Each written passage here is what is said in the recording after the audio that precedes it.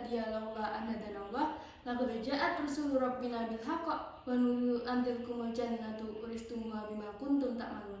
Asyhadu an la ilaha illallah wa asyhadu anna Muhammadan abduhu wa rasuluh sallallahu alaihi wasallam wa ala alihi wa ashabihi amma ba'du. Yang pertama, marilah kita bersyukur kepada Allah Subhanahu wa taala yang telah memberikan kepada kita begitu banyak nikmat. Oleh karena itu, wajib kita syukuri dengan ucapan syukur alhamdulillahirabbil alamin. Dan yang kedua, saya sangat berterima kasih kepada Bapak Ibu yang saya hormati dan teman-teman yang saya cintai yang telah meluangkan waktunya untuk menyaksikan video tausiah saya ini. Saya di sini akan menyampaikan tausiah yang bertema pentingnya akhlakul karimah bagi umat Islam.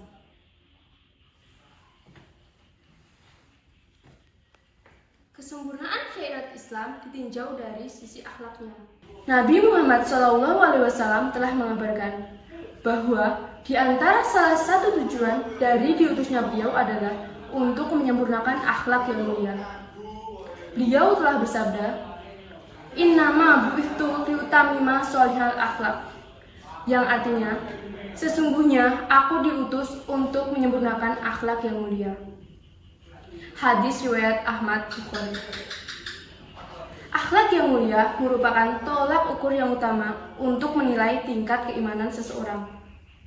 Nabi Muhammad SAW juga telah bersabda, "Akmalul mu'minina imanan asanuhum khuluqan," yang artinya, orang mukmin yang paling sempurna imannya adalah yang terbaik akhlaknya. Hadis riwayat At-Tirmidzi. Maka sudah sewajarnya jika pembicaraan ini selalu berada di depan mata seorang mukmin. Karena jika seseorang mengetahui bahwa dia tidak akan menjadi figur yang sempurna keimanannya kecuali dengan berbudi pekerti yang baik, maka hal ini akan menjadi sebuah pendorong baginya. Ibnu Abbas berkata ketika menafsirkan surat Al-Qalam ayat 4 yang berbunyi, "A'udzu billahi minasyaitonir rajim. Bismillahirrahmanirrahim. Wa innaka la'ala khuluqil adim."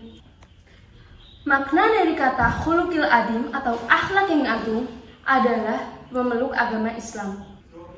Makna dari kata khuluqil adim atau akhlak yang agung adalah memeluk agama Islam.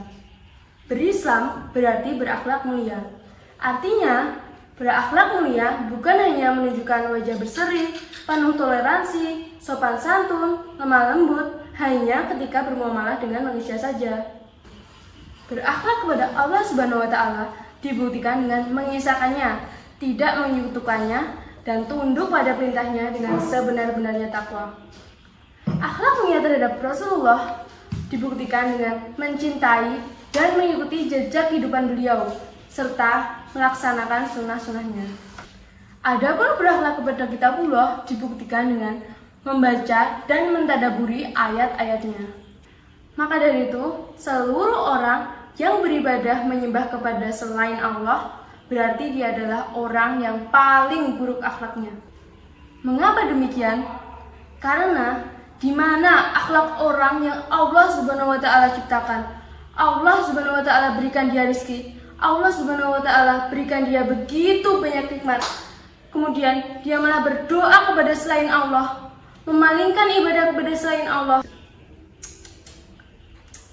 Sungguh berdosa dia. Maka orang musyrik inilah orang yang paling buruk akhlaknya. Bahkan kesyirikan adalah seburuk-buruknya akhlak. Allah Ta'ala berfirman, Bismillahirrahmanirrahim.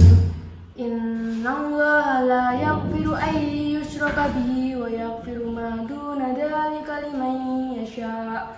Yang artinya, sesungguhnya Allah tidak akan mengampuni dosa syirik kepadanya, dan Dia akan mengampuni dosa lainnya yang berada di bawah tingkatannya bagi siapa saja yang dikehendaki olehnya.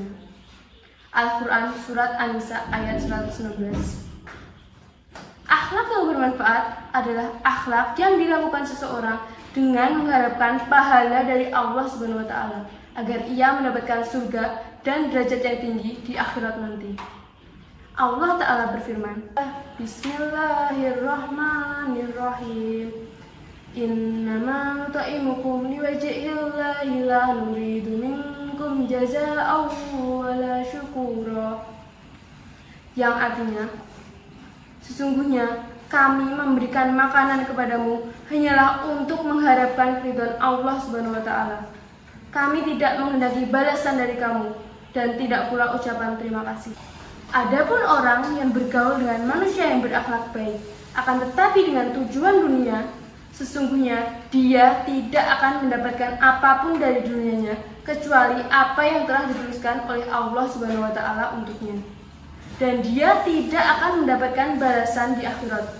Bahkan dia akan menemukan hal yang buruk disebabkan dia hanya mengharapkan balasan dari orang lain. Kesimpulannya, apabila orang yang berakhlak baik tetapi tidak mengharapkan balasan dari Allah Subhanahu wa Ta'ala, akan tetapi hanya mengharapkan tujuan-tujuan dunia, maka amalan tersebut tidak termasuk dalam amal solih yang dia kerjakan. Karena di antara syarat diterimanya suatu amalan adalah hanya mengharapkan balasan dan pahala dari Allah Subhanahu wa Ta'ala. Demikian tausiah dari saya. Atas kurang lebihnya saya mohon maaf yang sebesar-besarnya. Wabillahi taufiq wal hidayah. Wassalamualaikum warahmatullahi wabarakatuh.